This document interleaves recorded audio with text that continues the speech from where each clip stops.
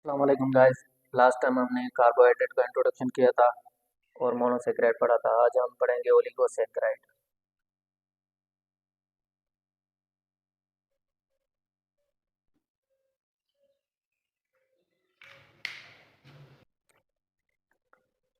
Oligo means few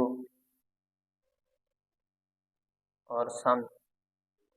saccharide means sugar. इनमें 2 से 10 तक मोनोसेक्राइड होती हैं। फ्यू शुगर्स होती है, मतलब 2 से 10 तक मोनोसेक्राइड्स होती हैं।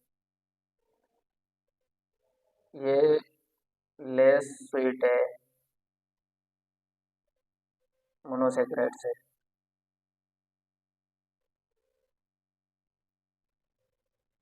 मोनोसेक्राइड से ये लेस स्वीट है। जैसे हम आगे बढ़ते जाएंगे मोनोसेक्राइड से ओलिगोसेक्राइड, ओलिगोसेक्राइड से जब पॉलीसेक्राइड में आएंगे तो ये जो स्वीटनेस है ये डिक्रीज होती जाएगी। इनका जो मोस्ट कॉमन एग्जांपल होता है वो होता है disaccharide. Disaccharide is the most common type of oligosaccharide. Di means two, saccharide means sugar. इसमें 2 शुगर होती हैं। एक चीज रह गई थी, जो मोनोसेक्राइड होते हैं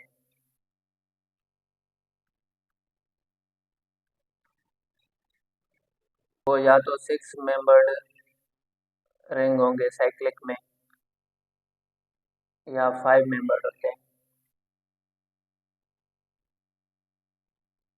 6 मेंबर्ड में से 5 जो होंगे वो कार्बन, एक ऑक्सीजन होगा। 5 में से 4 कार्बन होंगे और एक ऑक्सीजन होगा। 6 मेंबर्ड रिंग वाले को हम कहते हैं पायरानोज। पायरानोज कहते हैं। और जो 5 मेंबर्ड रिंग वाला होता है उसे हम कहते हैं फ्यूरानोज। पायरानोज और फ्यूरानोज।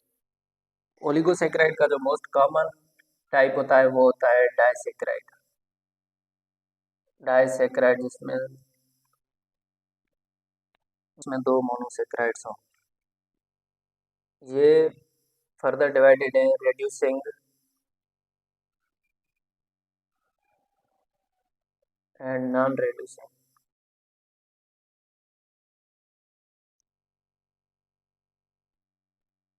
या तो ये रेड्यूसिंग होंगे या ये नॉन रेड्यूसिंग होंगे। रेड्यूसिंग मतलब ये हेमी एसिटल होंगे। Hemiacetal. अब मैं आपको बताता हूँ हेमी एसिटल क्या है। हेमी एसिटल होंगे। हेमी एसिटल वो चीज़ है जो सेम कार्बन के साथ OH भी लगा हुआ हो और ईथर ग्रुप भी लगा हुआ हो, वो उससे हम कहते हैं हेमी एसिटल। ईथर ग्रुप क्या होता है? ईथर ग्रुप कार्बन हो गया, ये आर है, इसे हम ईथर कहते हैं। ये ऑक्सीजन फर्दर भी किसी से बॉन्डेड होगा। अगर सेम कार्बन के ऊपर OH ग्रुप और ईथर ग्रुप लगे हुए हों तो उन्हें हम हेमी एसिटल कहते हैं। और non hemiacetal non reducing sugar होते हैं।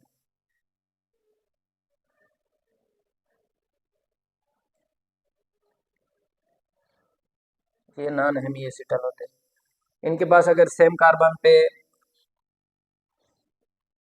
ईथर लगा हुआ है तो OH नहीं होगा। OH नहीं होगा। अगर OH लगा हुआ है तो ईथर नहीं होगा। सेम कार्बन पे OH and alcohol group and ether मौजूद नहीं होंगे तो उन्हें हम नॉन हेमी एसिटल कहते हैं। ये तो रेड्यूसिंग की एक डेफिनेशन हो गई। दूसरी तरह से ऐसे आप समझें कि जो रेड्यूसिंग होते हैं, ये जो कार्बोहाइड्रेट होते हैं या तो ये अल्डिहाइड होंगे या कीटोनिक होंगे। Reducing and non reducing. Reducing वो है जिनके पास फंक्शनल ग्रुप फर्दर रिएक्शन करने के लिए अवेलेबल हो। group is available for reaction, तो वो reducing होते हैं। इनके पास not available for reaction, functional group इनके पास रिएक्शन के लिए अवेलेबल नहीं होगा।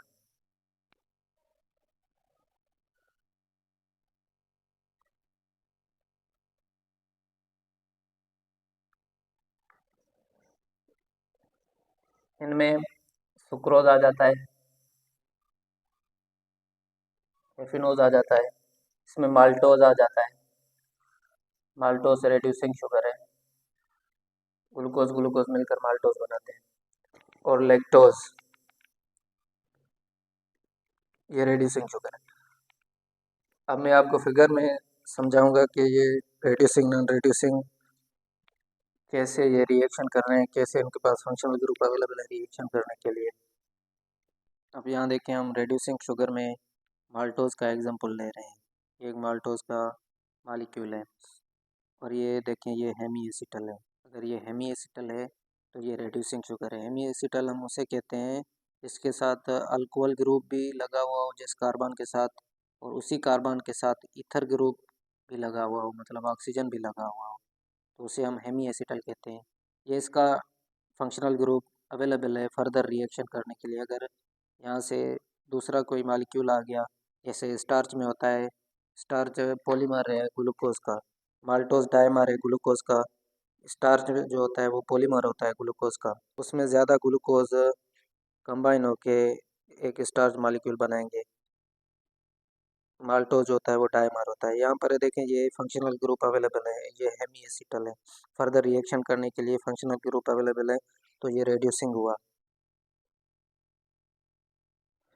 अब नॉन रेड्यूसिंग में हम सुक्रोज का एग्जांपल ले रहे हैं। ये देखें, ये ग्लूकोज और ये फ्रक्टोज मिलकर सुक्रोज का मॉलिक्यूल बनाते हैं। यहाँ पर देखें ये इनके पास ये हेमी एसिटल था, OH और ऑक्सीजन सेम कार्बन पर लगे हुए थे, तो इन्होंने आपस में बॉन्ड बना लिया, ये बॉन्ड बन गया। अब इनके पास हेमी एसिटल नहीं है। अगर यहाँ देखें यहाँ OH लगा हुआ है तो यहाँ पर ऑक्सीजन नहीं है। इसके पास अल्डिहाइड ग्रुप या कीटोन ग्रुप फर्दर रिएक्शन करने के लिए अवेलेबल नहीं है, तो ये नॉन रेड्यूसिंग शुगर है।